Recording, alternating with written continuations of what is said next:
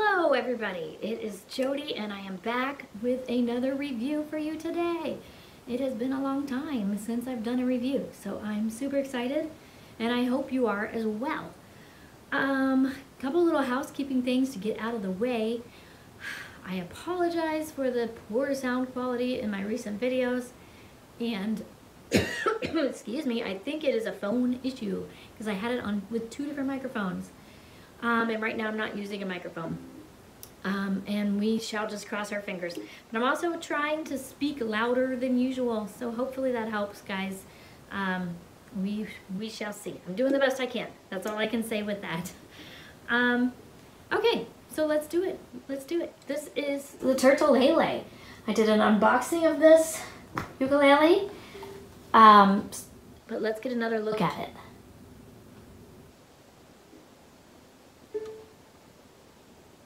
It's a soprano, and I'll post the name of the model up here. It's a beauty, and when you look at the back, you can see why the where it gets its name, Turtulele. And yeah, that's what we were working with today. So as usual, we're going to talk about the style, the specs, the playability, and the value. So let's get into it. All right, so the specs of this instrument, this is the entire body and neck and fretboard is made out of fiberglass. And meaning this, I put this in the travel ukulele category, and also very sturdy travel ukulele, more on the side of like an outdoor ukulele that you feel like you can leave in your car for a long time. You know, very cold, very hot temperatures, different humidities, and you don't have to worry about it. That is a big selling point for this ukulele, and I want to stress that this is, even though it's so beautiful, which is the other big selling point, it's also very, very sturdy. So that is like the majority of the specs. I will put over here again the width of the nut, but the nut is part of the body, is part of that fiberglass material, and it is pretty narrow. We're going to talk about that with playability. And as far as I can tell, it is a plastic saddle, and I have not changed the strings yet, so I don't know if that saddle can be removed and adjusted, but it does appear to be a separate piece. Speaking of strings, it is a, I asked the company what kind of strings they are, and they told me Aquila strings. It doesn't say that in the listing, but that is what they told me that the strings were. But when it arrived, they don't seem like Aquila Naugut strings to me. They almost seem more like white nylon strings. The strings are not very desirable. I can't wait to change the strings and see what happens. But that's what I got. It was these kind of generic ukulele strings. And then the tuners, you can see up here, they're geared tuners. I really like how small the top of this headstock is, and how small, how they were able to fit the tuners in with that small headstock. With it being a travel ukulele, I think that's a smart move. It's also got like a pretty sharp angle, which I kind of like on the headstock there. But the tuners themselves are pretty cheapo.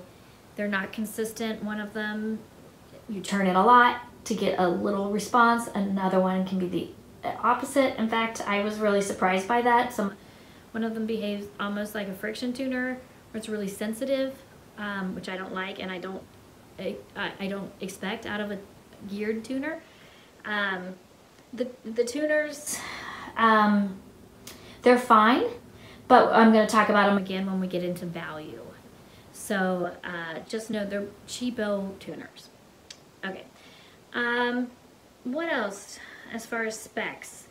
I mean, really, that's it. They've got the fret markers, no fret markers on the side. And that, I mean, that's pretty much the specs that we've got here. Let's talk about the style and the aesthetics. this really jumped out at me. I saw this company on Facebook, and I sent them a message and offered to do a review. And luckily, they were very receptive and kind, and sent me this ukulele and answered all my questions. But it's an eye catcher for me. I love turtles, so the turtle shape on the back is really cool.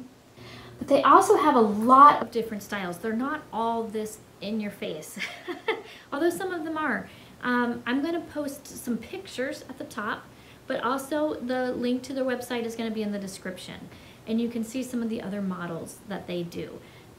But this particular one, I just really like looking at. It's so intricate, and the paint job was different than the one on their website, different than their stock photo. So that made me curious, and I asked him more about the paint job, and he said it's basically exactly what it looks like. This has been dipped into a container of paint and water. So it's like, I forget what that's called, hydro painting is basically what we have here, which means everyone's gonna be unique and just stunning. So I really like this design. I usually go for more subtle aesthetics, but there's something about, if it's going to not be wood, it's not going to be traditional in that sense, why try and make it look traditional? It's not. Like, I kind of like it just being what it is, which is something totally different. So I personally like this one, but they do have other styles. The paint, I don't think it's so thick that it's affecting the sound. But it's hard to say because this is the only one I've played of, turtuleles with this material. One more spec I forgot to mention, though, is pretty important, is that the fretboard is radiused, and even the top a little bit, which I didn't notice, but they told me that the whole top part is a little bit radiused for stability because they don't have bracing on the inside. So that kind of is to compensate for the lack of bracing, which I assume they made that decision to have a more resonant sound. So we will get into sound pretty much right now. So let's see, I tuned it right before, but if they are nylon strings take a long time to stretch and settle. So let's see how we're doing.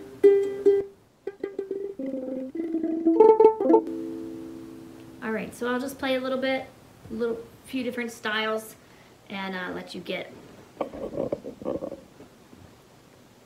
acquainted. Here we go.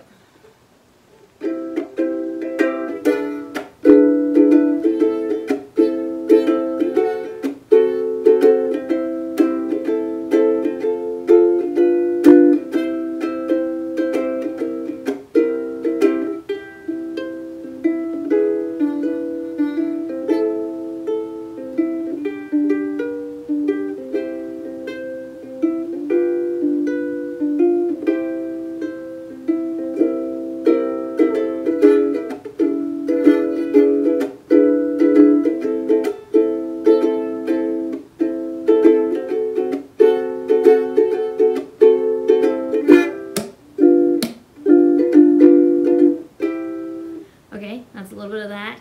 Let's play it up the neck a little. Okay.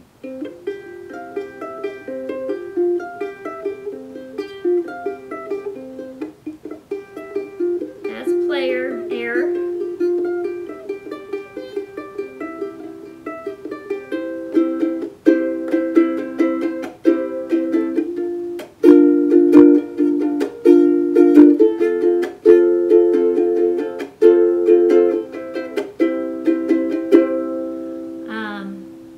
Yeah, let's see.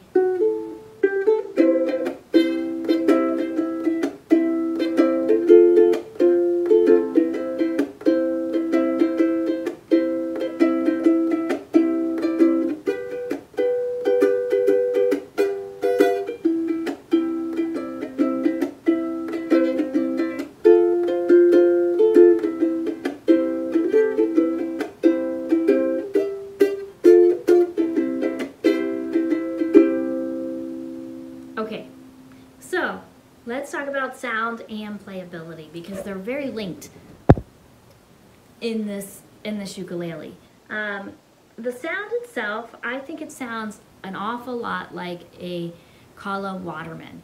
I think it's kind of got a warm but like boxy sound. It's not super loud, not super quiet. It's kind of middle of the road. I expected it to be a little bit louder with the arched back. And I think different strings are gonna definitely change the projection a little bit. Not a whole lot of sustain, which I didn't really expect, and not super resonant. For what it is, a travel ukulele, it sounds okay. It's really hard for me to pass judgment because I really want to put different strings on this, and I think that's going to change a lot. However, playability can be a little bit tricky, as you just heard. So here's a couple things that are affecting the playability. I mentioned the very small nut, which I usually like, but a really small nut on a soprano, it's feeling a little cramped for me. Also, the frets are part of the mold, okay? So the frets on the fretboard, you know, are part of the mold, and they are really narrow. It's almost like a fretless instrument. And I bring that up because I notice it a lot when I play a G chord. It's very easy to accidentally slide down. You don't even really feel it. But you hear it, and then it goes sharp. And so while the intonation on this is actually quite good, you have to play it right to benefit from that. And the playability is a little bit tricky. It's just narrow and scrunched. Now, here's the thing. They have just started making concerts and at least one tenor. And so that may be different on their bigger models. Concert is definitely the size I'm most comfortable playing. So I don't know. I don't know what those, I would love to know what their concert sounds like and feels like playing. We'll see if that ever happens, if I get an opportunity to play a concert or tenor of theirs. But that might fix some of it for me. But usually I don't have a problem with sopranos. So the action, I'll put up here what the action is at the 12th fret, but it seems a little high. So that's where I wonder if this saddle, it can be removed and adjusted. However, yeah, you definitely could bring it down, especially with the frets being so low. And maybe that's why it feels so high. I don't know, but the action feels a little high at the 12th fret. And then also the radius fret, I think it's almost 2 radius. So I'm not feeling that as a benefit on this particular instrument with bar chords. So playability, because of all those things, I can't really say that I'd recommend this as a beginner instrument. Now for me, I'm not a beginner, so I kind of like challenges, and I kind of like the idea of I have to use my ear to hear if I'm going sharp and not so much use the frets. You know, I need to kind of learn the spacing on my own. I kind of like the idea of the challenge, but I wouldn't recommend that for a beginner. So there's that. So now moving on to the value. This instrument is $179. And it only comes with a case and not a very sturdy case. So these are my recommendations to the manufacturer. In order to make it feel like a better value.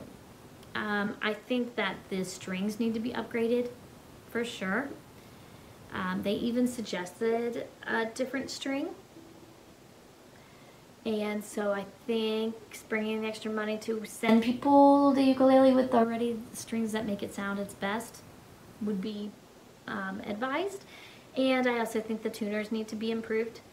I didn't point this out before. The tuners have these little plastic coverings, and they're loose. So that they can vibrate, that can create buzzing, which did happen in my sound sample. I don't know if you heard it.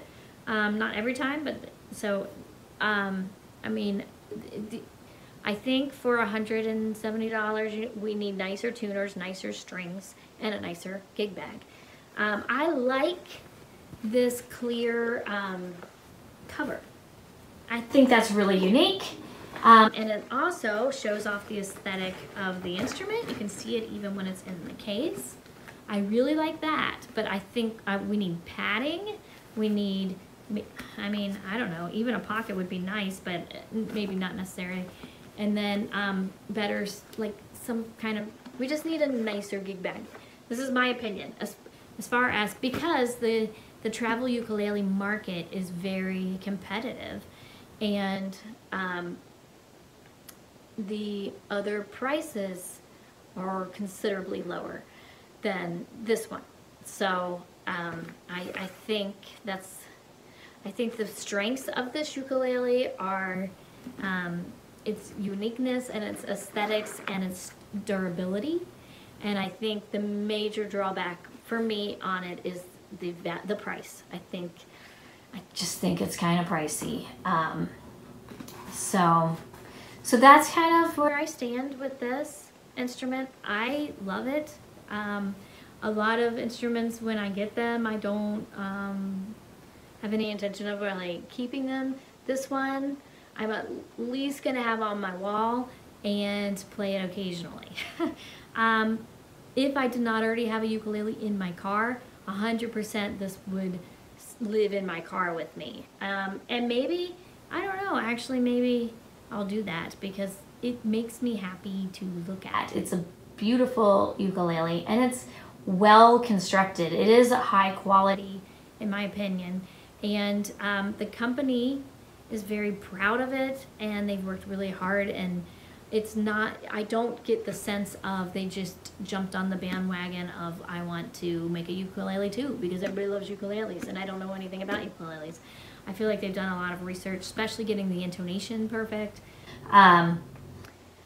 So I am kind of left with a good feeling about the company, but I do kind of hope that they take in to consideration some of my suggestions. So we'll see. I don't know. I hope that they, if you have questions for them, I will put their Facebook page in the links too. They were very responsive to me, and you can send messages to people on Facebook, and they're based out of the Philippines, and they've only been in the U.S. for I think a couple years. They're distributing it out of Sacramento right now, but it's kind of a newer company, especially as far as the U.S. market. So I'm excited to see how they grow and adapt to the U.S. consumers, and we'll just keep our eye on Turtuleles because I think we have a really nice jumping off point, and we'll just see what happens. So thank you again very much for sending this to me. I really, really appreciate it, and I hope everybody has a wonderful day, and don't forget to play your uke today, guys. Bye.